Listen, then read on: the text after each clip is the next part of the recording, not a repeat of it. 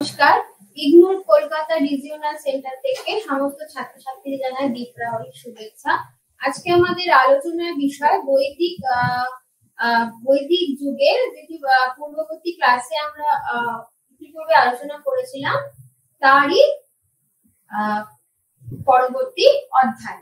আজকে আমরা বৈদিক যুগের ধর্ম চিন্তা এবং অর্থনৈতিক অবস্থা এই দুটো আলোচনা করব। বৈদিক যুগের অর্থনীতি বলতে আমরা সূচনা করব হচ্ছে বৈদিক যুগে ঋগ্বেদের যুগে আর্যদের ধর্মজীবন বা অর্থনৈতিক অবস্থা যাই বলা হোক না কেন। ধর্মজীবন বলতে আমরা বৈদিক যুগে কি দেখতে পাই? ধর্মজীবন বলতে আমরা জানি যে ঋগ্বৈদিক যুগে যাগযজ্ঞের খুব ছিল, অনেক বাহুল্যতা ছিল, এবং ঋগ্বৈদিক যুগে কিন্তু ধর্মজীবন যে খুব একটা সরল ছিল তা কিন্তু নয়। তাহলে এখানে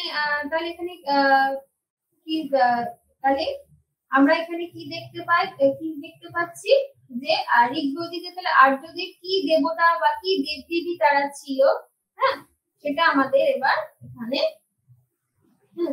ঋগ্বেদের যুগে আর্যদের ধর্মজীবন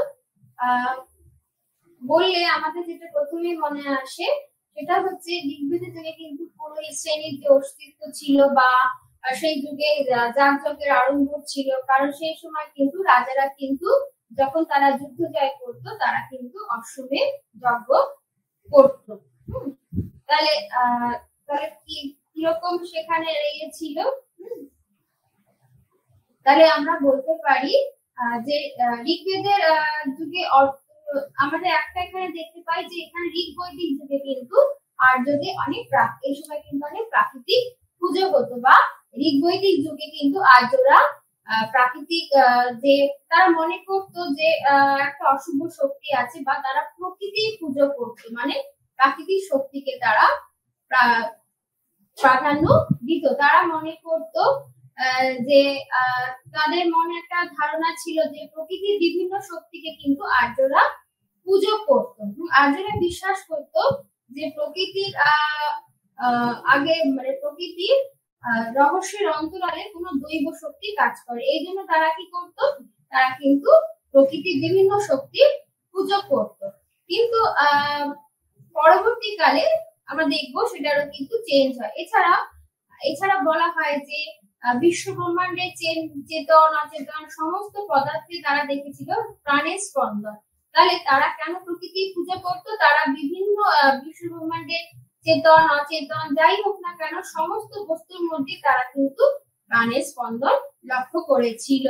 ফলে তাদের বিশ্বাস ছিল সর্ব বস্তুতেই বা সর্বপ্রাণবাদী স্বভাবত এক গুরুত্বপূর্ণ বৈশিষ্ট্য হয়ে উঠেছিল। তাহলে তাদের কি সর্বপ্রাণবাদ, মানে সবকিছুর মধ্যে তারা কিন্তু প্রাণকে খুঁজে পেত। ঋগ্বেদে বহু দেবতার উল্লেখ আছে, যেমন ইন্দ্র, অগ্নি ইত্যাদি। বিশ্বব্রহ্মাণ্ডের এক এক স্থানে এক এক দেবতা বলে তারা মনে করত।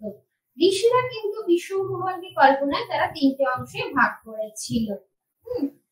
কিন্তু প্রধান দেবদেবীর নাম যদি এখানে উল্লেখ করা হয় তাহলে হচ্ছে সূর্য, বরুণ, সাবিত্রী, উষা, তারপরে হচ্ছে সরস্বতী, সাবিত্রী, তারপরে হচ্ছে বিষ্ণু, তারপরে হচ্ছে উষা, এছাড়া হচ্ছে পবন, রুদ্র, সুতবা ইত্যাদি। ভূলোকের দেবদেবীদের মধ্যে অগ্নি, তারপরে সরস্বতী, তারপর আর্যদের ধর্মে পুরুষ দেবতাদের কিন্তু প্রাধান্য ছিল। তাহলে আর্যদের ধর্মে আমরা কি দেখতে পাচ্ছি? পুরুষ দেবতাদের প্রাধান্য ছিল। সেই সঙ্গে কিন্তু সমাজ তো সেখানে পিতৃতান্ত্রিক ছিল, সুতরাং আর্যদের ধর্মীয় চেতনা আমরা দেখতে পাই পুরুষতান্ত্রিক সমাজের বেশি প্রাধান্য, পুরুষ দেবতা বেশি প্রাধান্য। এই পুরুষ দেবতার অধিকাংশই কিন্তু আকাশে থাকতেন। তাহলে এই পুরুষ দেবতাদের অধিকাংশই কিন্তু আমরা দেখতে পাই আকাশে থাকতো। আর স্ত্রী দেবতাদের সংখ্যা ছিল কম, এবং তাদেরও কিন্তু পুজো করা হতো, কিন্তু তুলনায় পুরুষ দেবতাদের সংখ্যা ছিল অনেকটাই বেশি। এবং তাদের গুরুত্ব কিন্তু তেমন ছিল না। কিন্তু আমরা জানি যে ঋগ বৈদিক যুগে কিন্তু নারীরা গায়ত্রী মন্ত্র উচ্চারণ করতে পারত। এছাড়াও হরপ্পা সংস্কৃতিতে যেমন মাতৃদেবতার প্রাধান্য ছিল, কিন্তু বৈদিক সংস্কৃতিতে কিন্তু মাতৃদেবতার প্রাধান্য ছিল না। ঋগ্বেদের সমাজ ছিল, যেটা আমি বললাম, পুরুষতান্ত্রিক বা পিতৃতান্ত্রিক, তাই জন্য কিন্তু এখানে পুরুষ দেবতাদের সংখ্যাটাই কিন্তু বেশি ছিল।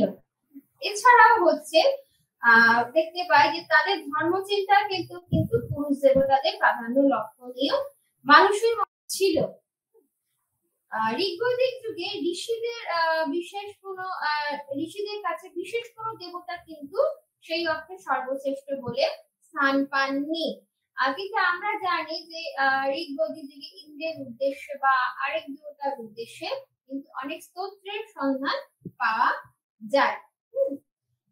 যখন যে দেবতা পূজিত হয়েছে তখন তাকে প্রধান রূপে গণ্য করা হতো। তাহলে ঋগ্বৈদিক যুগে কিন্তু ঋষিদের কাছে কোনো দেবতার প্রধান রূপে কিন্তু প্রাধান্য পায়নি। যখন যে দেবতা পূজিত হয়েছে তখন কিন্তু তাকে এভাবে প্রধান রূপে গণ্য করা হয়েছে। যখন ইন্দ্রের পূজা হয়েছে তখন ইন্দ্রকে গণ্য করা হয়েছে, যখন অগ্নির পূজা হয়েছে তখন অগ্নিকে গণ্য করা ইত্যাদি হয়েছে। এছাড়া আমরা দেখতে পাচ্ছি যে ঋগ্বৈদিক যুগে কিন্তু আরেকটা যেটা উল্লেখযোগ্য, ঋগ্বৈদিক যুগে অর্চনার সময় তারা বরুণকে কোনো সময় তারা কিন্তু বরুণকেও একইভাবে প্রাধান্য দিয়ে পুজো করেছে। তাহলে সবসময় যে ইন্দ্র ছিল তা কিন্তু নয়, তাহলে একটা দেবতাই কখনো প্রাধান্য পায়নি। তাহলে এখানে আমরা এটা কি বলতে পারি যে এক দেবতাকে নিয়ে এই যে একের সময় এক দেবতাকে নিয়ে বা এই যে সর্বশ্রেষ্ঠ বা সর্বশক্তিমান পরমেশ্বর বলে চিন্তা করা, একে সাধারণত বলা হয় একেশ্বরবাদ বা অনেক একেশ্বরবাদ থেকে কিন্তু একে বলা হচ্ছে কিন্তু অনেক একেশ্বরবাদ, মানে এক একটা সময় এক একটা ঈশ্বর, তার মানে কি অনেক ঈশ্বর এবং তাদেরকে পুজো করা মানে হচ্ছে একেশ্বরবাদ। তাহলে এই অনেক একেশ্বরবাদ থেকে কিন্তু পরবর্তীকালে একেশ্বরবাদের উৎপত্তি বা উদ্ভব হয়েছিল। ঋগ্বেদ বহু দেবতার উল্লেখ দেখা যায়। কোন পণ্ডিত বলেন যে আর্যরা বহু দেবতার পুজো করলেও তাদের ধর্ম বিশ্বাসে কিন্তু একেশ্বরবাদের প্রভাব ছিল। তাহলে কি তারা বহু দেবতা পুজো করলেও ধর্ম বিশ্বাসে যেহেতু একটা দেবতা কখনোই সেখানে প্রাধান্য পায়নি, তাহলে তার মধ্যে কিন্তু তাদের একেশ্বরবাদের প্রভাব ছিল। ঋগ্বেদের যুগে অন্তর্নিহিত এই ভাব হলো ধর্মের বা যেটাকে বলা হয় যে স্তোত্রগুলির যে অন্তর্নিহিত অর্থ হলো যে ঈশ্বরের বহু নাম থাকলেও আসলে তিনি হচ্ছে কিন্তু একেশ্বর। তাহলে এখানে আমরা কি দেখতে পাচ্ছি যে অনেক মানে বহু ঈশ্বরের বহু নাম থাকলেও তিনি কিন্তু এক এবং একমেব দ্বিতীয়ম, তার মানে এখানে কিন্তু অনেক এবং এক এবং অভিন্ন। অনেক পণ্ডিত এই মত অস্বীকার করে থাকেন। তাহলে অনেক পণ্ডিত কিন্তু এই মত অস্বীকার করে থাকে। ঋগ্বেদের যুগের গোড়ার দিকে আমরা দেখতে পাই যে দৌ ছিলেন হচ্ছে আকাশের দেবতা বা পিতা, পৃথিবী ছিলেন হচ্ছে মাতা। তাহলে ঋগ্বেদের যুগে গোড়ার দিকে আমরা দেখতে পাই যে দৌ ছিলেন হচ্ছে আকাশের দেবতা আর দেবতা বা পিতা এবং পৃথিবী ছিলেন মাতা। তাহলে কি জল ইত্যাদি এগুলো থেকে হচ্ছে, তাহলে এটা কিন্তু আমাদের মনে রাখতে হবে যে যেটা হচ্ছে ঋগ্বেদের যুগে তাহলে আকাশের কে দেবতা ছিল আর কে ছিল মাতা, কে হচ্ছে পিতা ছিলেন হচ্ছে দৌ এবং মাতা ছিলেন হচ্ছে পৃথিবী। তাহলে আমরা আরেকটা জিনিস এখানে দেখতে হবে যে তিনি এই যে পৃথিবী ছিলেন মাতা বলা হয়, তাহলে খাদ্য জল প্রভৃতির দ্বারা তিনি কিন্তু মানুষের ভালো মন্দের মানে ভরণ পোষণ করতেন। তাহলে কি পৃথিবী মানে কি সে সবকিছুরই হচ্ছে ধারক। তাহলে খাদ্য জল প্রভৃতি দ্বারা তিনি মানুষের ভরণ পোষণ করতেন। ক্রমশ এই সকল দেবতার কিন্তু প্রভাব কমতে থাকে। তাহলে ক্রমশ এই সকল দেবতার কিন্তু প্রভাব কমতে থাকে, তার জায়গায় স্থান নেয় ইন্দ্র, অগ্নি, বরুণ প্রভৃতি দেবতার কিন্তু প্রাধান্য বাড়তে থাকে। ইন্দ্র ছিল হচ্ছে বজ্রের দেবতা। তাহলে ইন্দ্র কার দেবতা ছিল? বজ্রের দেবতা ছিল।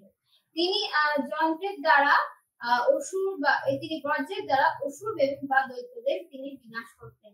অথচ তিনি এছাড়াও তিনি ছিলেন যুদ্ধের দেবতা। ইন্দ্র ছিলেন মহাপ্রতাপশালী দেবতা। ঋগ্বেদে ইন্দ্রকে বলা হতো পুরন্দর। পুরন্দর তার মানে তিনি যে শুধু এই কাজগুলি করতেন তা নয়, তিনি কিন্তু সেই অর্থে যে শত্রুদেরও কিন্তু বা দস্যুদের তিনি কিন্তু মানে পুরন্দর মানে কি হচ্ছে, তিনি তিনি আমরা কি দেখতে পাচ্ছি, তিনি শত্রু, দস্যু বা দাসদের পুর বা দুর্গ নির্মাণ করতে। তার অপর নাম ছিল হচ্ছে কৃতঘ্ন। তাহলে তিনি পশু তাহলে কি শত্রু, পশু বা দস্যুদেরকে পুর বা দুর্গ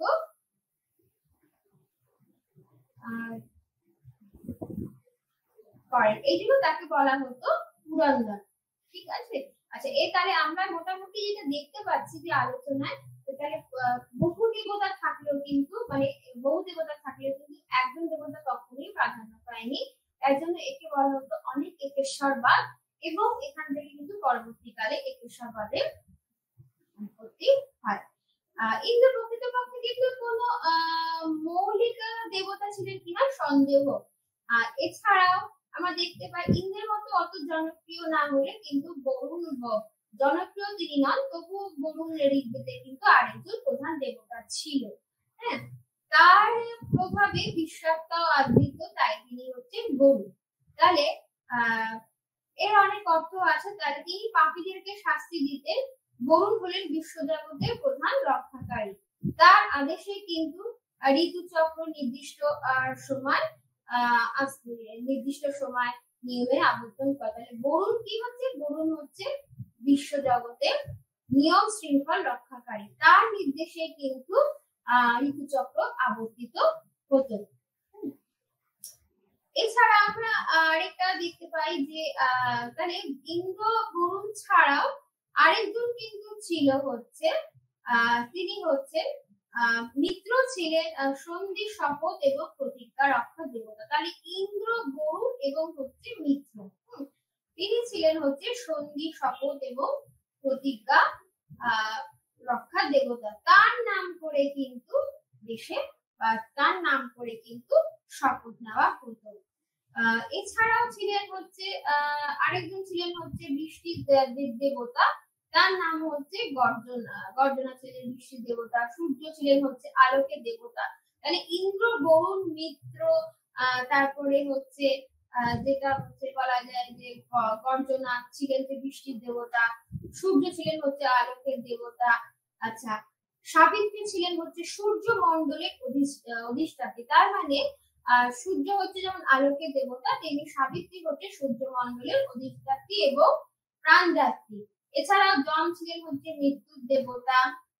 এছাড়াও আমরা যেটা দেখতে পাই বায়ু ছিল হচ্ছে বায়ু ছিলেন হচ্ছে তোমার বাতাসের দেবতা।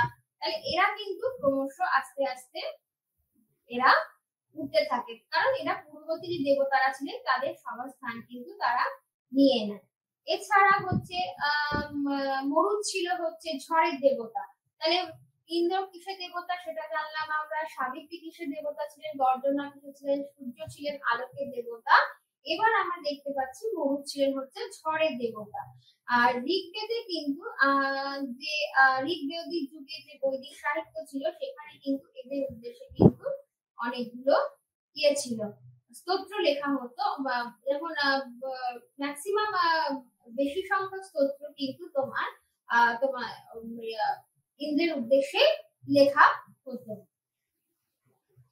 এছাড়া আমরা দেখতে পাচ্ছি হচ্ছে রুদ্র ছিলেন ধ্বংসের দেবতা।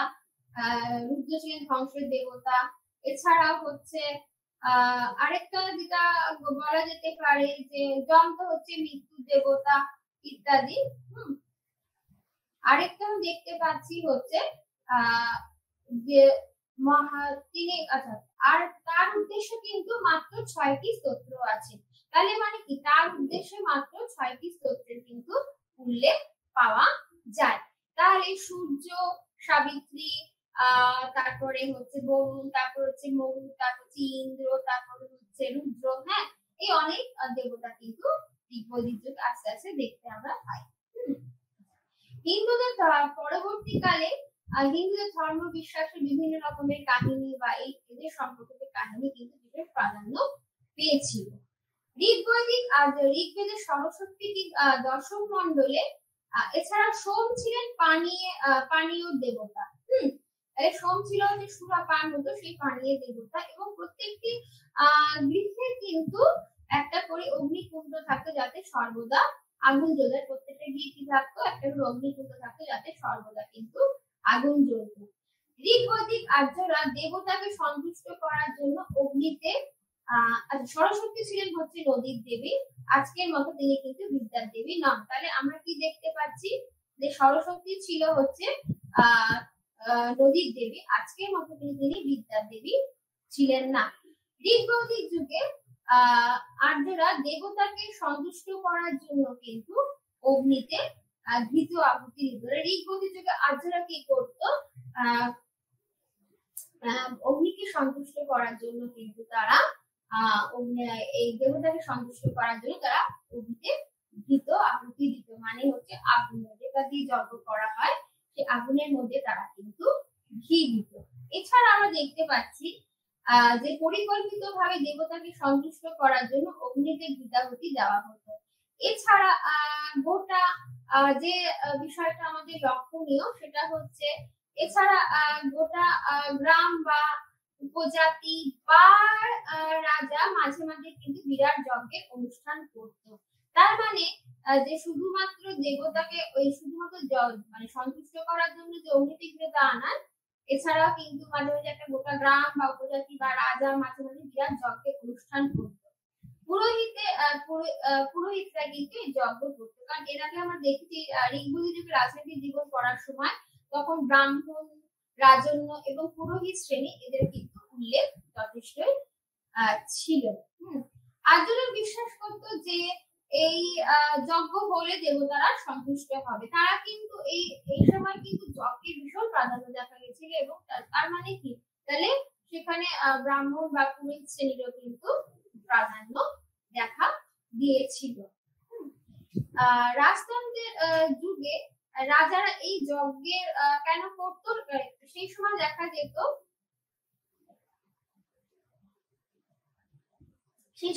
যেত যে রাজারা যখন যুদ্ধে যাওয়ার আগে বা যুদ্ধ জয় করে এসে তারা কিন্তু অশ্বমেধ যজ্ঞ বা ইত্যাদি যজ্ঞ তারা করত। এই যজ্ঞের ব্যয় বহন করতো কারা? রাজারাই কিন্তু এই রাজতন্ত্রের যুগে রাজারা এই যজ্ঞের ব্যয় বহন করতেন, এবং ব্রাহ্মণেরা যজ্ঞে কিন্তু বিরাট দান পেতেন। তাহলে কি আমরা দেখতে পাচ্ছি যে রাজারা কিন্তু এই যজ্ঞের ব্যয়ভার বহন করত এবং ব্রাহ্মণরা একটা বিরাট কিন্তু দান পেত এই যজ্ঞের থেকে।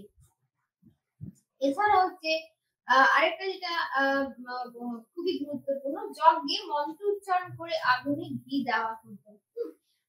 যজ্ঞের জটিল প্রক্রিয়া ব্রাহ্মণ ছাড়া কিন্তু আর কেউ জানতো না। তাহলে যজ্ঞের মধ্যে যখন মন্ত্র উচ্চারণ করে আগুনে ঘি দেওয়া হতো তখন কিন্তু এই কাজটি একমাত্র ব্রাহ্মণ ছাড়া অন্য কেউ করতে পারতো না। ঋগ্বেদের যুগে ধর্ম চিন্তা ছিল হতো যজ্ঞ, কিন্তু যেটা আমি প্রথম থেকে বলে আসছি বা দেখানো মানে এখানে দেখাচ্ছে, ঋগ্বেদের যুগে ধর্ম চিন্তাটা ছিলই হচ্ছে তোমার যজ্ঞ কেন্দ্রিক। লোকে বিশ্বাস করতো যে যজ্ঞ করে ঈশ্বরের কাছে প্রার্থিত মানে যজ্ঞ করে ঈশ্বরের কাছে যদি কিছু চাওয়া হয় বা প্রার্থিত বর পাওয়া থেকে আকাঙ্ক্ষা পূর্ণ হয়, মানে ঈশ্বরকে তুষ্ট করার জন্যই কিন্তু এই যজ্ঞটা আমাদেরকে করতে হতো। এছাড়া যেটা আমরা দেখতে পারি লোকে এছাড়া হচ্ছে যজ্ঞে দেবতাদের স্তুতির জন্য নানাবিধ যে স্তোত্র বা মন্ত্র পড়া হতো। মন্ত্র বা স্তোত্রগুলি প্রধানত অনুষ্ঠুপ ছন্দে কিন্তু লেখা হতো। যজ্ঞে দেবতাদের তুষ্ট করার জন্য নানা রকমের কিন্তু স্তুতি বা যেটাই বলা না কেন বা নানাবিধ স্তোত্র বা স্তুতি কিন্তু তাদের উদ্দেশ্যে করা হতো। হ্যাঁ, এগুলো অনুষ্ঠুপ ছন্দে রচিত ছিল। ঋগ্বেদের যুগে কিছু লোক মানে মানুষের যারা যজ্ঞের এই অলৌকিক শক্তিতে বিশ্বাস করতো না। কেউ কেউ কিন্তু এই যজ্ঞের যে শক্তি আছে অলৌকিক সেটাতে কিন্তু তারা বিশ্বাস করতো না। ঋগ্বেদের সৃষ্টি স্তোত্রে দেবতা এবং যজ্ঞের সঙ্গে বিশ্বের সৃষ্টির কোনো সম্পর্ক কিন্তু স্থির করা হয়নি।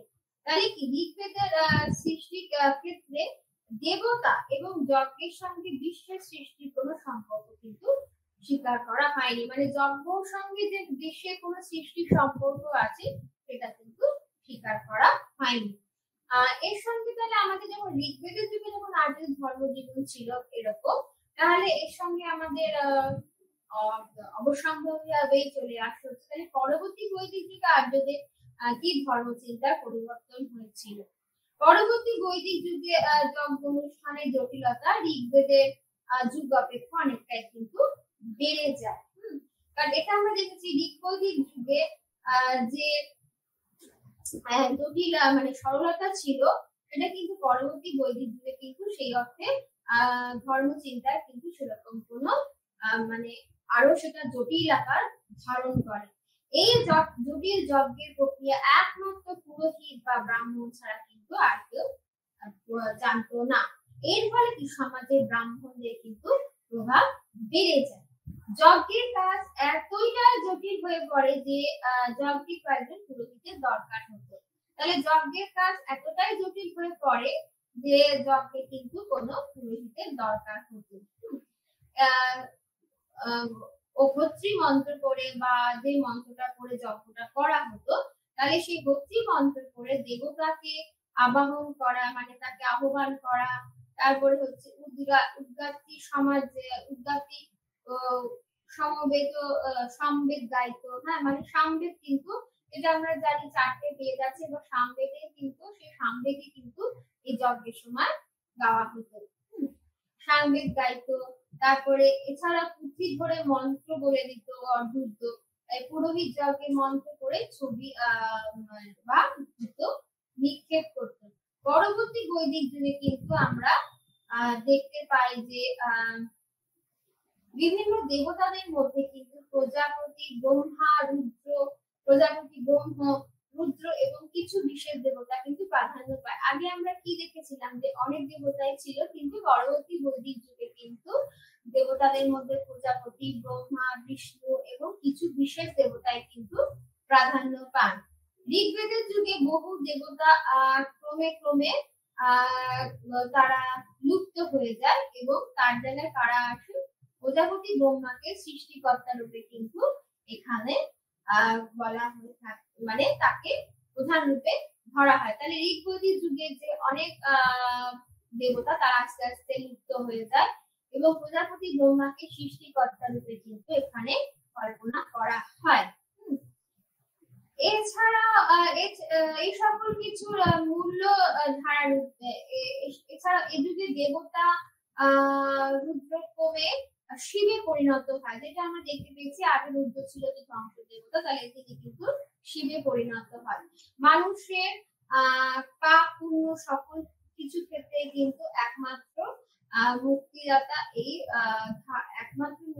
হচ্ছে এই ধারণা। তাহলে মানুষের যে সমস্ত পাপ পুণ্য সকল কিছু থেকে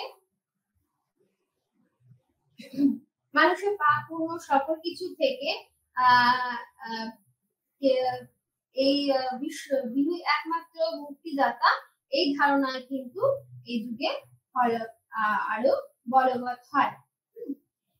বিশ্ব সৃষ্টিকে পালন বিষ্ণু মানুষের পাপ পুণ্য সকল কিছু থেকে বিষ্ণু একমাত্র মুক্তিদাতা, এই যুগে কিন্তু এই ধারণা বলবৎ হয়। তাহলে বিষ্ণুই সৃষ্টিকে পালন করে, মানুষকে দুঃখ থেকে মুক্তি দেন বলে মনে করা হয়। তিনি ঋগ্বেদের যুগের তিনি ঋগ্বেদে বরুণের স্থান নেন। তিনি নৈতিক বিধানের নিয়ন্তা, দেবতাদের দাতায় তিনি পরিণত হন। তাহলে তিনি ঋগ্বেদে বরুণের স্থান নেন, তিনি নৈতিক বিধানের নিয়ন্তা এবং দেবতাদের দাতায় তিনি পরিণত হন। তার কৃপা ও পদতলে সকলেরই মানে স্থান সকলেরই কাম্য হয়। বৈদিক যুগের অন্তিম লগ্নে তাকে বাসুদেবের সঙ্গে কিন্তু একাত্ম করে দেখা হয়েছিল। এই যুগে শয়তান, জাদুমন্ত্র, ডাকিনী বিদ্যা ইত্যাদি সম্পর্কে নানা কুসংস্কার কিন্তু সাধারণ মানুষের মনে প্রায় গেঁথে গিয়েছিল। কারণ আমরা ইতিপূর্বে দেখেছি তারা ভীষণ প্রাকৃতিক শক্তি পূজা করত। তারা মনে করতো যে প্রকৃতিতে কিন্তু বেশ কিছু অশুভ শক্তি আছে। ডাকিনী বিদ্যা ইত্যাদি সম্পর্কে নানা কুসংস্কার তাদের মনে গেঁথে গিয়েছিল এবং এদের উপলক্ষ করে কিন্তু রচিত স্তোত্র সেই যুগে বৈদিক সাহিত্যে স্থান পেয়েছিল। এদের উপলক্ষ করে রচিত স্তোত্র সেই যুগে কিন্তু বৈদিক সাহিত্যে স্থান পেয়েছিল। পরবর্তী বৈদিক যুগে সাধারণ মানুষ নাগ এবং পরবর্তী বৈদিক যুগে আমরা কি দেখেছি যে পরবর্তী বৈদিক যুগে হচ্ছে সাধারণ মানুষ নাগ, গন্ধর্ব এবং অপ্সরাদের উপর কিন্তু প্রায় দেবত্ব আরোপ করেছিল। দানব, ভূত, প্রেত ও পিশাচ এ যুগের আর্যদের অগাধ বিশ্বাস ছিল। তাহলে কি আমরা দেখতে পাচ্ছি দানব, ভূত, প্রেত এবং পিশাচ, কারণ অলৌকিক শক্তি পুজো তারা করতে। তাহলে এই সময় কি দেখতে পাচ্ছি দানব, ভূত, প্রেত, পিশাচ ও পিশাচে তাদের কিন্তু একটা এই যুগে আর্যদের অগাধ বিশ্বাস ছিল। এছাড়াও এই সমস্ত অন্ধকারের অশক্তিগুলি বা অপশক্তিগুলির পক্ষ থেকে নিজেদের সুরক্ষার জন্য আর্যরা নানা ধরনের ঐন্দ্রজালিক ক্রিয়া অনুষ্ঠান করত। তার মানে কি ইন্দ্রজাল যে শব্দটার সঙ্গে আমরা এখন পরিচিত, তাহলে সেই সময় কিন্তু এই ঐন্দ্রজালিক প্রক্রিয়া কিন্তু ছিল। তারা কি করত, তারা ভূত, প্রেত, পিশাচ এদের থেকে এদের কিন্তু আর্যদের অগাধ বিশ্বাস ছিল এগুলোর উপরে এবং এই সমস্ত অপশক্তি বা এইসব থেকে সুরক্ষার জন্য তারা নানা ধরনের ঐন্দ্রজালিক অনুষ্ঠান করত। অনার্যদের সঙ্গে দীর্ঘদিন থাকার ফলে এই সমস্ত ধর্মীয় ধ্যান ধারণা কুসংস্কার কিন্তু আর্যদের প্রভাবিত করেছিল। তারা অনেকটাই কিন্তু অনার্যদের সঙ্গে কাটিয়েছিল বলে কি হলো, তাদের কিন্তু এই সমস্ত চিন্তাধারা কিন্তু কুসংস্কার আর্যদেরকে প্রভাবিত করেছিল। এছাড়া আমরা দেখতে পাই আরেকটা যেটা উল্লেখযোগ্য, চিন্তার ক্ষেত্রে এই যুগে একদিকে যেমন প্রাচীন ধারণা, তাহলে কি চিন্তার ক্ষেত্রে এই যুগে একদিকে যেমন প্রাচীন ধারণা দৃঢ় হয়েছিল, তেমনি আমরা অন্যদিকে কিন্তু অনেক নতুন ধারণা সৃষ্টি হয়েছিল। তাহলে কি চিন্তার ক্ষেত্রে এই যুগে আমরা একদিকে যেমন দেখতে পাই যে প্রাচীন ধারণা, চিন্তা এবং চিন্তনের ক্ষেত্রে অনেক পরিবর্তন এসেছিল ধর্মচিন্তা পরবর্তী বৈদিক যুগে, তেমনি অন্যদিকে কিন্তু অনেক নতুন ধারণার কিন্তু সৃষ্টি হয়েছিল। উদাহরণ হিসাবে বলা যায় যে একেশ্বরবাদের যে ধারণা ঋগ্বেদে ছিল পরবর্তী বৈদিক যুগে কিন্তু তা আরো জনপ্রিয়, যেটা আমরা অনেক একেশ্বরবাদ হিসাবে দেখেছি। ঋগ্বেদিক যুগে যে একেশ্বরবাদে আমরা দেখেছিলাম পরবর্তী বৈদিক যুগে কিন্তু তা আরো জনপ্রিয় হয়েছিল। প্রজাপতি সর্বব্যাপী প্রধানের মধ্যে তার পরিচয় পাওয়া যায়। প্রজাপতি সর্বব্যাপী প্রধানের মধ্যে কিন্তু তার পরিচয় পাওয়া যায়। এছাড়াও যেটা দেখতে পাই যে প্রজাপতি সর্বব্যাপী প্রাধান্যের মধ্যে তার পরিচয় আমরা দেখতে পাই। আবার প্রজাপতির এছাড়া প্রজাপতি বরাহ এবং পূর্ব অবতার কাহিনীর মধ্যে পরবর্তীকালে কিন্তু আমরা অবতারদের সূচনা দেখতে পাই। কারণ প্রজাপতিরও কিন্তু অনেক অবতার ছিল, এর মধ্যে সেই সূচনা কিন্তু আমরা দেখতে পাই বা দেখা যায়। পরবর্তী বৈদিক যুগে আর্য সভ্যতা পূর্ব ভারতে গাঙ্গেয় উপত্যকায় প্রসার লাভ করেছিল। তাহলে আর্যরা যেখান থেকে তারা প্রবেশ করেছিল পরবর্তী বৈদিক যুগে আমরা দেখতে পাচ্ছিলাম গাঙ্গেয় সমভূমি অঞ্চলে কিন্তু আর্যদের সভ্যতা ক্রমশ তারা বিস্তার লাভ করেছিল। কিন্তু তা সত্ত্বেও বলা যায় যে ব্রাহ্মণ সংস্কৃতি কিন্তু এখানে পশ্চিম ভারতের মতো অতটা সুদৃঢ় কিন্তু ছিল না। তাহলে পূর্ব ভারতে গাঙ্গেয় উপত্যকায় কিন্তু প্রসার লাভ করলো, এখানে তাদের যে সংস্কৃতি সেটা কিন্তু পশ্চিম ভারতের মতো অতটা ব্রাহ্মণের সংস্কৃতি পশ্চিম ভারতের মতোটা অতটা সুদৃঢ় ছিল না। অনার্য ভাবধারা স্রোত পূর্ব ভারতেও কিন্তু গাঙ্গেয় উপত্যকায় মধ্যে প্রবল বেগে প্রভাবিত হয়। তাহলে আমরা কি দেখতে পাচ্ছি, অনার্য যে ভাবধারার স্রোত সেটা পূর্ব ভারতে গাঙ্গেয় উপত্যকায় বেশ অনেকটাই দ্রুত গতিতে ধাবমান হয়েছিল। আবার যজ্ঞকেন্দ্রিক বৈদিক ধর্ম এখানকার নব্য প্রতিষ্ঠিত রাজ্যগুলির চাহিদা মেটাতে পারছিল না। তাহলে এই যজ্ঞকেন্দ্রিক যে ধর্ম, হ্যাঁ, অতিরিক্ত যজ্ঞকেন্দ্রিক, সেগুলি কিন্তু এখানকার নব প্রতিষ্ঠিত মানে যে কি বলা যায় সেটাকে নব প্রতিষ্ঠিত রাজতন্ত্রের চাহিদা কিন্তু সেটা মেটাতে পারছিল না। এছাড়া হচ্ছে আর্যদের ধর্মচিন্তাও কিন্তু নতুন ভাবে প্রবেশ ঘটেছিল। সে তো অবশ্যম্ভাবী, সময়ের সঙ্গে সঙ্গে যে কোনো জিনিসই নতুন ভাবে কিন্তু অনুপ্রবেশ ঘটবে।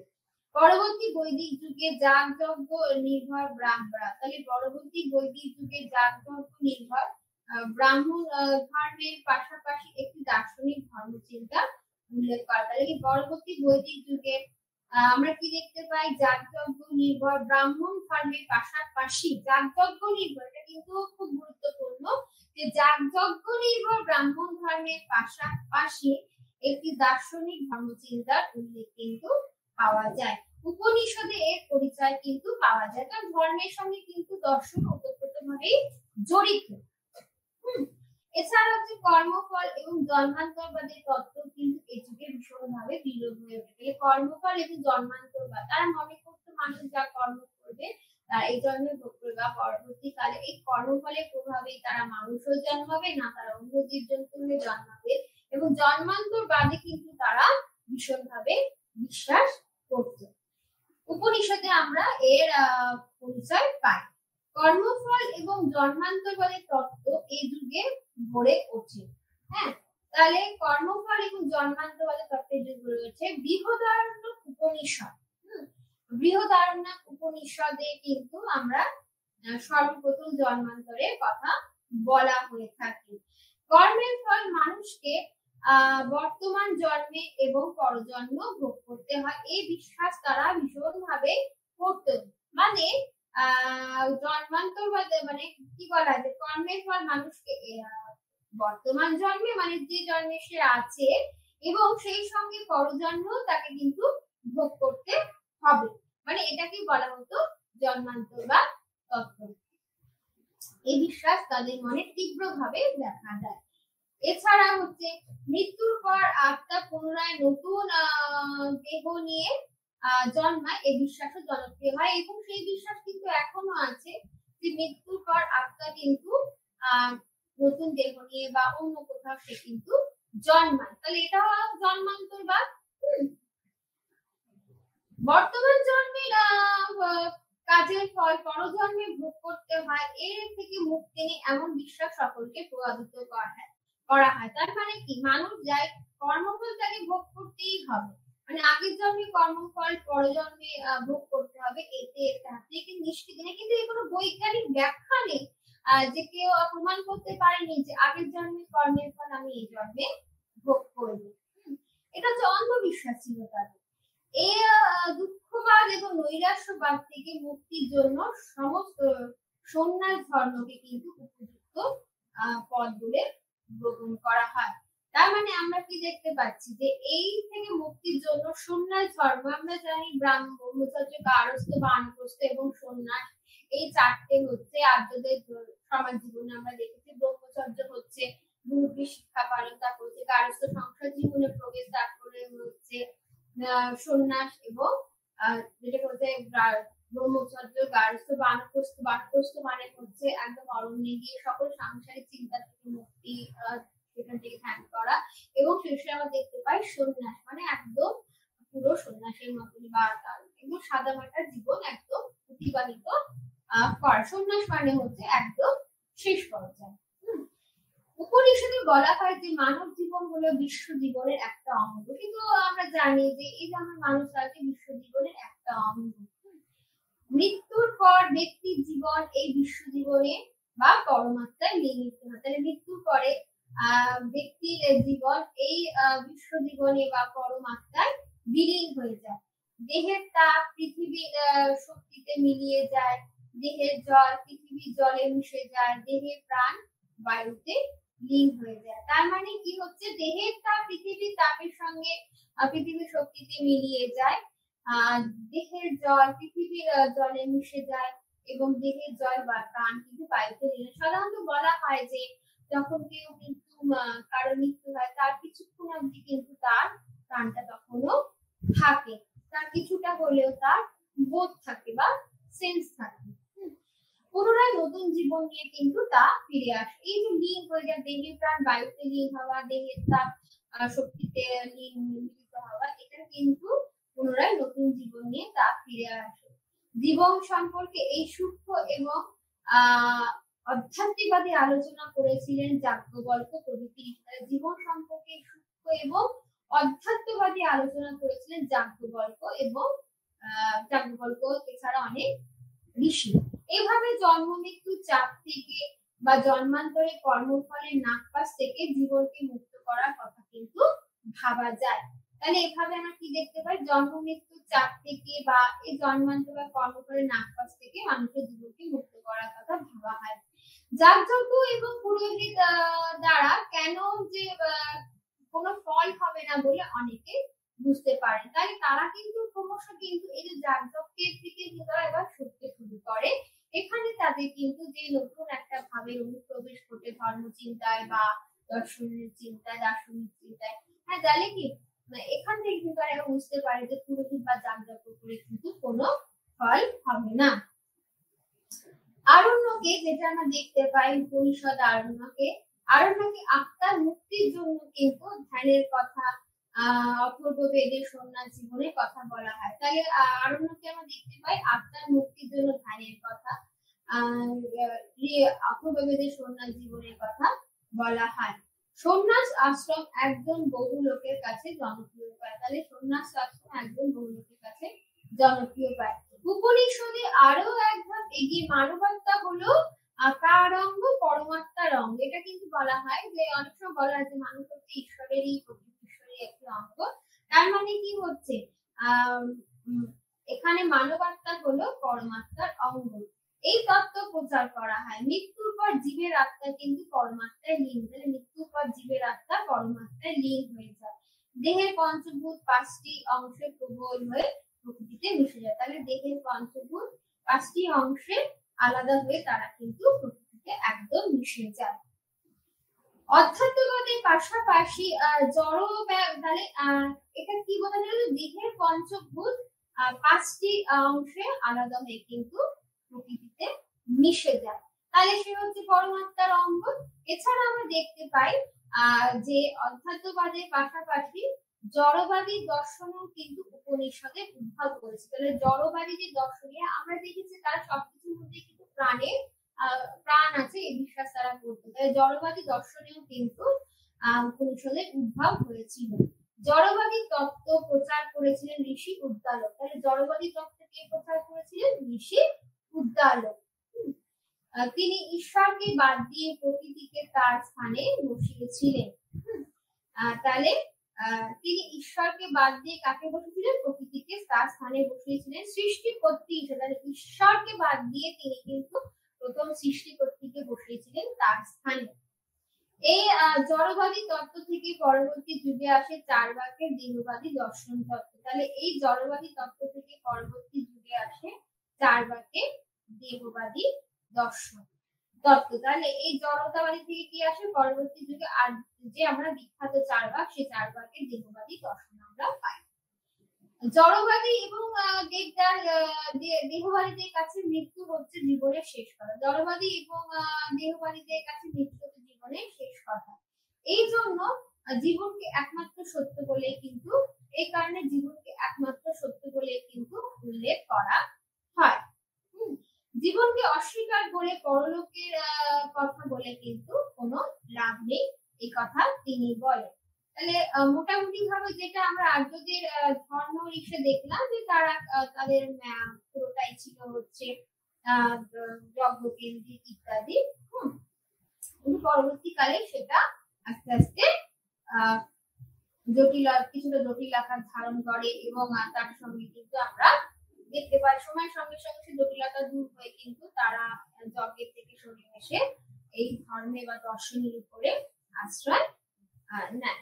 এবার আমরা দেখবো হচ্ছে আলোচনা করব ঋগ্বেদের যুগে অর্থনৈতিক অবস্থা। অর্থনৈতিক অবস্থা এবং পরবর্তী বৈদিক যুগে অর্থনৈতিক অবস্থা। পরবর্তী অধ্যায়ে এই অধ্যায়ের আরেকটি অংশ বৈদিক সাহিত্য, সেটা আমরা পরে আলোচনা করব। তাহলে ঋগ্বেদের যুগে যদি অর্থনৈতিক অবস্থা বলতে আমাদের প্রথমে কি মনে পড়ে বা কি তার ভিত্তি কি ছিল ঋগ্বেদের যুগে অর্থনৈতিক ব্যবস্থা? যে কোনো সমাজে অর্থনৈতিক ব্যবস্থা কিন্তু সমাজ গঠনের, এটা আমরা জানি, কৃষি বা অর্থনীতি বা শিক্ষা, এগুলো যে কোনো সমাজেরই কিন্তু ঋগ্বেদে যে কৃষি এবং পশুপালনের উপর নির্ভরশীল মিশ্র অর্থনীতির সৃষ্টি হয়েছিল। ঋগ্বেদের যুগে শুধু যে কৃষিকাজ হতো তা কিন্তু নয়, পশুপালন সবকিছু মিলিয়ে কিন্তু একটা নির্ভরশীল মিশ্র অর্থনীতির সৃষ্টি হয়েছিল। কৃষিও ছিল, পশুপালনও ছিল, ব্যবসা বাণিজ্য তো ছিলেন। ঋগ্বেদের সমাজে কৃষি এবং পশুপালন ছিল হচ্ছে আর্যদের প্রধান জীবিকা। এই দুই জীবিকাকে অবলম্বন করে আর্যদের জীবনযাত্রা চলতো। তাহলে ঋগ্বেদের যুগে কি লেখা? সমাজে কৃষি এবং পশুপালন ছিল আর্যদের প্রধান জীবিকা। এই দুই জীবিকাকে অবলম্বন করে কিন্তু আর্যদের জীবনযাত্রা চলতো। কৃষি এবং পশুপালন এর মধ্যে যে কোনটা প্রধান ছিল সে বিষয়ে কিন্তু এই নিয়ে কিন্তু মতভেদ আছে। কোন কোন ঐতিহাসিক মনে করেন ঋগ্বেদের যুগে কিন্তু প্রথম দিকে আমরা দেখেছিলাম যে প্রথমাংশ সমাজ ছিল পশুপালক সমাজ। শেষের দিকে বা শেষ ভাগে ঋগ্বেদের যুগে, এই যুগের শেষ ভাগে আর্যদের স্থায়ী বসতি গড়ে ওঠার ফলে তারা কিন্তু ক্রমশ কৃষিকার্যের দিকে ঝুঁকতে শুরু করে। তাহলে কৃষি অর্থনীতি কিন্তু সেই সময় সূত্রপাত হয়। পশুপালকের সমাজে কৃষক যে অর্থনীতি, পশুপালকের সমাজে কৃষক সমাজে রূপান্তরিত হতে কিন্তু দীর্ঘ সময় লেগেছিল। অর্থাৎ পশুপালন নির্ভর যে সমাজ, সেখান থেকে কৃষি নির্ভর সমাজে পরিবর্তিত হতে কিন্তু অনেকটাই সময় লেগেছিল। বেশিরভাগ পণ্ডিত বলেন যে কৃষি ছিল হচ্ছে আর্যদের প্রধান জীবিকা, কিন্তু যেটা আমরা অনেক সময় দেখেছি যে বিভিন্ন বইতে বা ঐতিহাসিক তথ্যতে প্রমাণ বলে ঐতিহাসিকেরা যে সেই সময় কিন্তু প্রধান জীবিকা ছিল হচ্ছে কৃষি। কৃষককে এখানে কৃষককে কি বলা হতো? এখানে কৃষককে বলা হতো কৃষক, এখানে একটা নামে তাকে ইয়ে করা হতো। আচ্ছা, কৃষককে বলা হতো কৃষ্টি। হ্যাঁ, কৃষককে বলা হতো কৃষ্টি এবং তার পোষিত ভূমিকে বলা হতো ক্ষেত্র। তাহলে কৃষককে বলা হতো কৃষ্টি এবং তার পোষিত ভূমিকে বলা হতো ক্ষেত্র বা উর্বরা বলা হতো।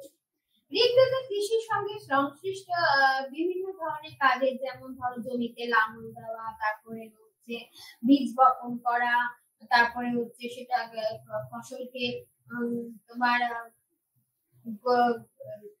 গোলায় তুলে গোলাজাত করা এবং শস্য মাড়াই মতো শস্য মাড়াইটা উল্লেখ আছে। চারটে কাজ আমার জমিতে লাঙল দেওয়া, বীজ বপন করা, তারপর ফসলকে গোলা ঘরে তোলা এবং শস্য মাড়াই করা। কারণ আমরা জানি যে ধান এই চাল মাড়াই করে ধান তৈরি হয় বা ধান থেকে কিন্তু খই এগুলো ইত্যাদি তৈরি হয়।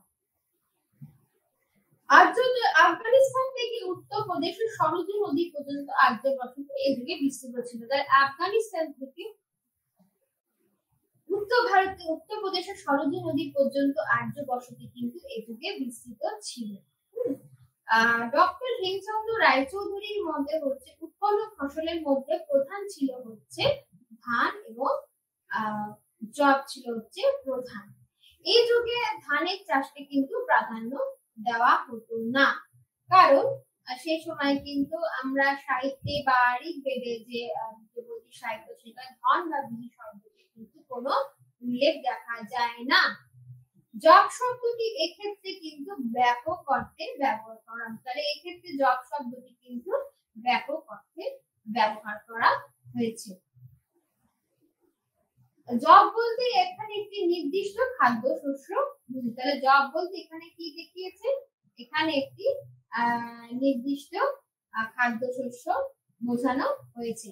কিছু ঋগ্বেদে সাধারণ খাদ্যশস্য অর্থে কিন্তু জব শব্দটি ব্যবহার করা যায়। কিছু ঋগ্বেদে আমরা কি দেখতে পেয়েছি, সাধারণ খাদ্যশস্য অর্থে কিন্তু জব শব্দটি ব্যবহার করা হয়েছে। অর্থাৎ এখানে জব বলতে তাহলে আমরা কি বুঝেছি, জব বলতে ধানকে কিন্তু বোঝাতো।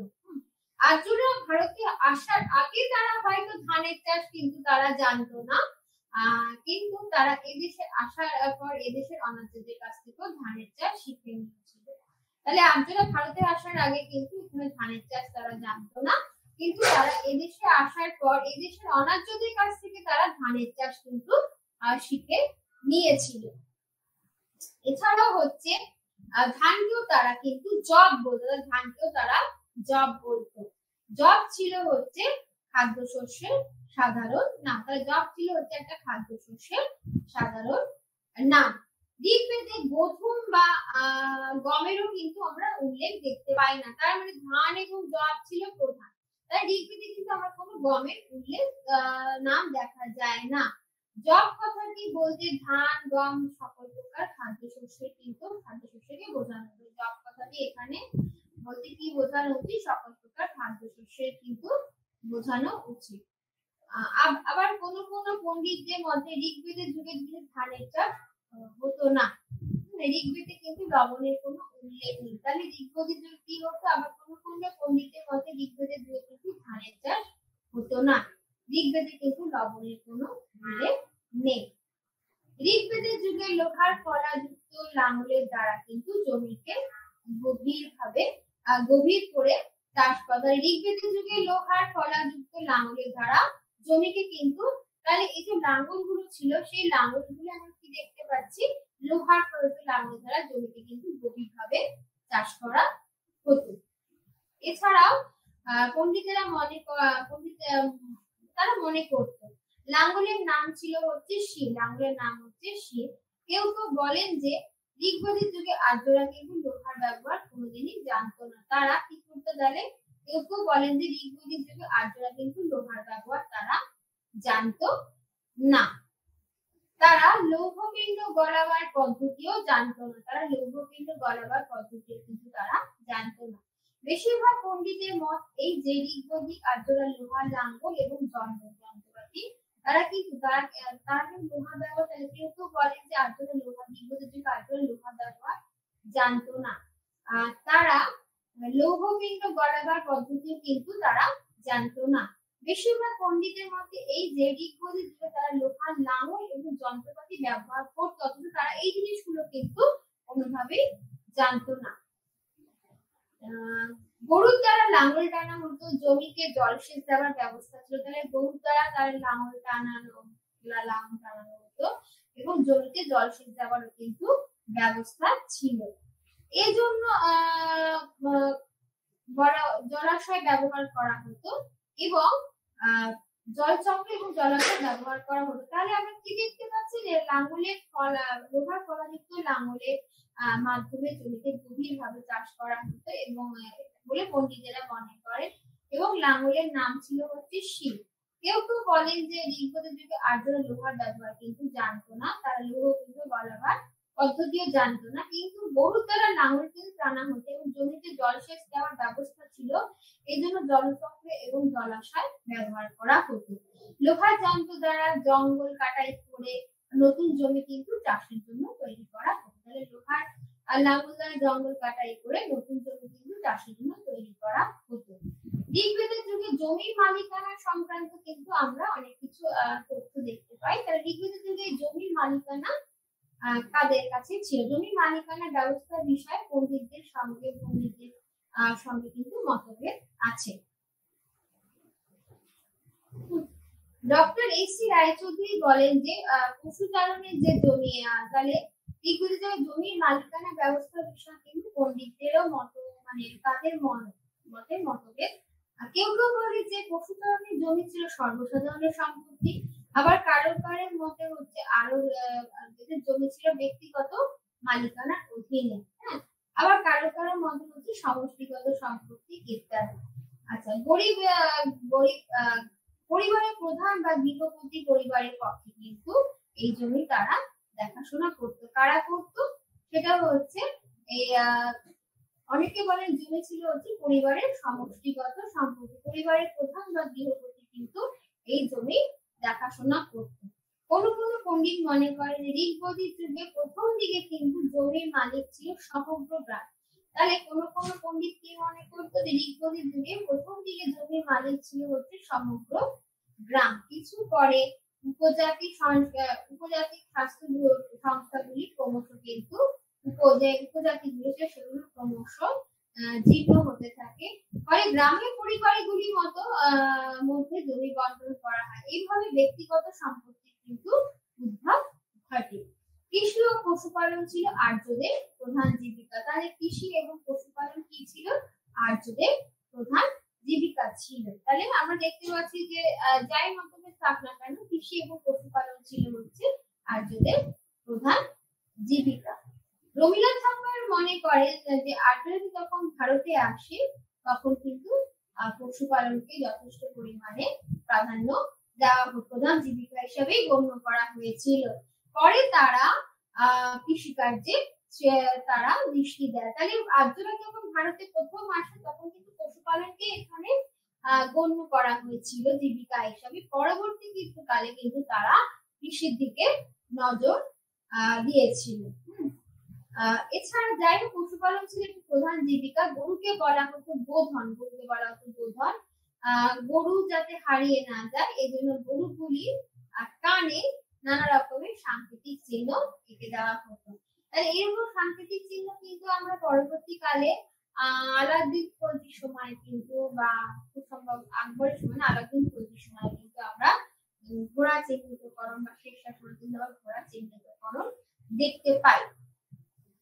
এটার উদ্দেশ্য নিশ্চয়ই কিছু ছিল।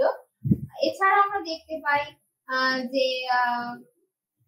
এতে গেল সম্পত্তি। এছাড়া দেখতে পাই যে পশুপালন এবং কৃষি এবং পশুপালন ছাড়াও কিন্তু আরো বিভিন্ন রকমের শিল্প ছিল। এছাড়া আর্য গোষ্ঠীগুলি পরস্পরে গরু লুট করতো। সোনারূপার মতো তখন গরুকে মূল্যবান মনে করা হতো। তাহলে আর্যরাও কিন্তু তারা অন্য গোষ্ঠীর গরু চুরি করতো। তখন সোনারূপার পাশাপাশি কিন্তু গরুকেও মূল্যবান বলে মনে করা হতো। তখন গরুকে তারা গোধন বলা হতো এবং যজ্ঞে গরু কিন্তু করা হতো। এছাড়া আমরা যেটা দেখতে পাই কার কত গরু আছে তার দ্বারা সেই ব্যক্তির আর্থিক অবস্থার বিচার হতো। তাহলে কার কত গরু আছে সেই দ্বারা কোনো ব্যক্তির আর্থিক অবস্থার বিচার হতো। কোন দ্রব্যের মূল্য গরুর নামের দ্বারা কিন্তু স্থির করা। কোন দ্রব্যের মূল্য হচ্ছে গরুর দামের দ্বারা কিন্তু স্থির করা হতো। গঙ্গা যমুনার উপত্যকা গোচারণের প্রচুর কিন্তু সুবিধা ছিল। তাহলে গঙ্গা যমুনার উপত্যকা কি? এটা হচ্ছে উর্বর উপত্যকা।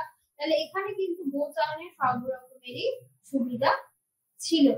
পারিবারিক জীবনে গরুর গুরুত্ব কতখানি ছিল তা কিন্তু বোঝা যায়। তখন দেখা যায় যে কন্যার অপর নাম দুহিতা, অর্থাৎ তিনি গাভী দহন করেন। তাহলে পারিবারিক জীবনেও কিন্তু গরুর যে যথেষ্ট সম্মান দেওয়া ছিল তা কিন্তু সন্তানদের নামকরণের মাধ্যমে বোঝা যায়। গরু ছাড়া ঘোড়া, ভেড়া প্রভৃতি পশুত্ব কিন্তু পালন করা হতো। ঘোড়া যেহেতু রথ টানা এবং যুদ্ধের কাজে ব্যবহার করা হতো এই জন্য ঘোড়াকেও কিন্তু মুসলমান বা মূল্যবান বলে মনে করা হতো। ঘোড়া যেহেতু রথ টানা এবং যুদ্ধের কাজে ব্যবহার করা, সেই সময় তো যুদ্ধ ছিল যেমন 10,000 যুদ্ধ ইত্যাদি। তাহলে এই টানা এবং যুদ্ধের কাজে ব্যবহার করা হতো এর জন্য কিন্তু ঘোড়াকেও মূল্যবান মনে করা হয়। কৃষি ও পশুপালন ছাড়া কিন্তু কাঠের মিস্ত্রির কাজ বেশ লাভজনক ছিল। এরা কারা ছিলেন? এরা হচ্ছে সূত্রধর। তাহলে কৃষি এবং পশুপালন ছাড়াও কাঠের মিস্ত্রির কাজ কিন্তু বেশ লাভজনক ছিল। আমরা দেখতে পাই হচ্ছে রথ, লাঙ্গল, গৃহ প্রভৃতি নির্মাণের জন্য কঠোর মিস্ত্রি কাজ কিন্তু বিশেষ সম্মানজনক মনে করা হতো। তার মানে কি কি নির্মাণের জন্য? লাঙ্গল, গৃহ বা রথ প্রভৃতি নির্মাণের জন্য কাঠের মিস্ত্রি কাজ ছিল। কাঠের মিস্ত্রি কাজ বিশেষ সম্মানজনক বলে মনে করা হতো এবং কাঠের মিস্ত্রি কিন্তু খুব চাহিদাও ছিল। এছাড়া চর্মকার, কুম্ভকার প্রভৃতি অন্যান্য শিল্পে নিযুক্ত মানুষেরা কিন্তু সেই সময় ছিল। তাহলে কৃষি এবং পশুপালন ছাড়াও কিন্তু সেই সময় অনেক শিল্প সে সময় প্রচলিত ছিল। আর সিন্ধু সভ্যতার মতো বৈদিক যুগে আমরা দেখতে পেয়েছি, বৈদিক যুগে বস্ত্র ছিল একটা বড় শিল্প। যে কোনো ইতিহাসে যে কোনো অধ্যয়নে দেখতে পাই যে বস্ত্র বানানো কিন্তু বেশ মানে পরিষ্কার ভাবেই বস্ত্র বানান কিন্তু বেশ প্রধান শিল্পই ছিল। তামার এবং ব্রোঞ্জের কাজও কিন্তু কিছু লোক করতো। তাহলে তামা এবং ব্রোঞ্জের কাজও কিন্তু কিছু লোক করতো। ঋগ্বেদের যুগে লোহার প্রচলন ছিল না বলে লোহার প্রচলন ছিল না বলে অস্ত্র শস্ত্র লাঙ্গল এবং যন্ত্রপাতি কিন্তু তৈরি করা হতো। তাহলে ঋগ্বৈদিক যুগে আমরা কি দেখতে পাচ্ছি যে লোহার অস্ত্র শস্ত্র লাঙ্গল এবং যন্ত্রপাতি তৈরি হতো বলে। তাহলে এখানে কি ঋগ্বৈদিক যুগে বস্ত্র বাণিজ্য একটি বড় শিল্প, তামা ব্রোঞ্জের কাজও কিন্তু কিছু লোক করতো। এছাড়া দেখতে পাই ঋগ্বেদের যুগে লোহার প্রচলন ছিল না বলে কেউ কেউ মনে করে। অপরদিকে অনেক পণ্ডিতেরা ঋগ্বৈদিক যুগে লোহার অস্ত্র শস্ত্র লাঙ্গল এবং যন্ত্রপাতি তৈরি হতো বলে মনে করত। ঋগ্বেদে পানি নামে এক শ্রেণীর লোকের কথা আমরা জানতে পারি। ঋগ্বেদে পানি নামে এক শ্রেণীর লোকের কথা জানা যায় যারা ব্যবসা বাণিজ্যে খুবই দক্ষ ছিল। তারা ব্যবসা বাণিজ্যে কিন্তু খুব দক্ষ ছিল। আর্য বসতি বিস্তারের ফলে আর্যরাও কিন্তু বাণিজ্যে নিযুক্ত হলে। তাহলে ক্রমশ যখন তারা স্থায়ী বসতির দিকে অগ্রসর হচ্ছিল তাহলে সেই সময় কি তাদের মধ্যে কিন্তু কৃষিকাজ যেমন ব্যাপ্তি লাভ করছিল তেমনি তাদের মধ্যে কিন্তু ব্যবসা বাণিজ্য ধীরে ধীরে গড়ে উঠছিল। এছাড়া তাহলে আবার কি লোক আছে ব্যবসা বাণিজ্যে কিন্তু তারা তাদের নাম কি ছিল? পানি ছিল। বসতি বিস্তারের ফলে আর্যরাও বাণিজ্যে নিযুক্ত হয়। বৈশ্য শ্রেণী থাকলে বৈশ্য শ্রেণী কিন্তু ব্যবসাকে জীবিকা হিসাবে নেয়। ব্রাহ্মণ ক্ষত্রিয় বৈশ্য শূদ্র বলে বৈশ্য শ্রেণী কি তারা ব্যবসাকে জীবিকা হিসাবে নেয়। আর্য গ্রাম এবং বসতিগুলির ভেতর বেশিরভাগ বাণিজ্য চলত। আর্য গ্রাম এবং বসতিগুলির ভেতরে বেশিরভাগ কিন্তু বাণিজ্য চলত। আর্যদের যে গ্রাম এবং তার যেগুলো বসতি গড়েছিল সেগুলোর মধ্যে কিন্তু বেশিরভাগই বাণিজ্য চলত। সিন্ধু শাখা নদীগুলি ও যমুনার দুই তীরে অবস্থিত আর্য গ্রামগুলির মধ্যে কিন্তু তাই সিন্ধু শাখা নদী এবং যমুনার দুই তীরে অবস্থিত আর্য গ্রামগুলির মধ্যে বাণিজ্য চলত। সবশেষে রথ বা গরুর গাড়ি এবং নদী পথে নৌকার নাম কিন্তু চলাচল করতে লাগে। সব থেকে তাহলে কি দেখতে পাচ্ছি আমরা স্থলপথে রথ বা গরুর গাড়ি এবং নদী পথে কিন্তু সেই সময় নৌকাও চলাচল করতো। তাহলে খুব একটা জনগত সভ্যতা ছিল তা কিন্তু নয়। এছাড়া আমি দেখতে পাই এই যুগে মুদ্রার প্রচলন কিন্তু বেশি ছিল। তাহলে এই যুগে কিন্তু আমরা দেখতে পাই যে মুদ্রার প্রচলন কিন্তু বেশি ছিল না।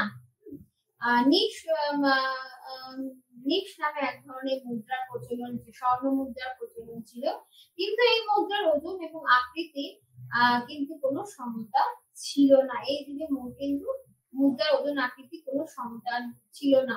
মুদ্রা না থাকায় মুদ্রার সংখ্যা কিন্তু খুবই কম ছিল।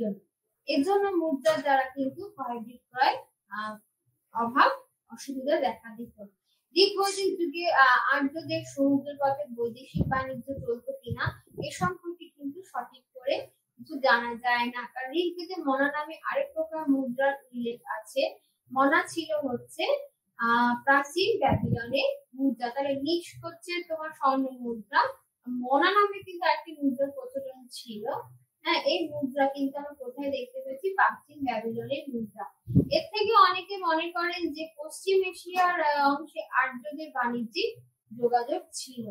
তাছাড়া ঋগ্বেদে বহু আমরা কি দেখতে পাই? দাঁড়যুক্ত নৌকার কথা উল্লেখ করা আছে। তাহলে সম্ভবত এই নৌকাগুলি ছিল সমুদ্রগামী। আজকের আলোচনা আমরা এখানে সমাপ্ত করছি। পরবর্তী যে আলোচনা সেটা হচ্ছে এই ঋগ্বৈদিক যুগে অর্থনৈতিক অবস্থারই এবং তার সঙ্গে পরবর্তী বৌদ্ধিক অর্থনৈতিক অবস্থা এবং সেই সঙ্গে বৈদিক সাহিত্য সম্পর্কে আমরা আলোচনা করব। আশা করি এই অধ্যায়টি তোমাদের কাছে বোধগম্য হয়েছে। পরবর্তী অধ্যায় আমরা এই বৈদিক যুগ সমাপ্ত করব। নমস্কার।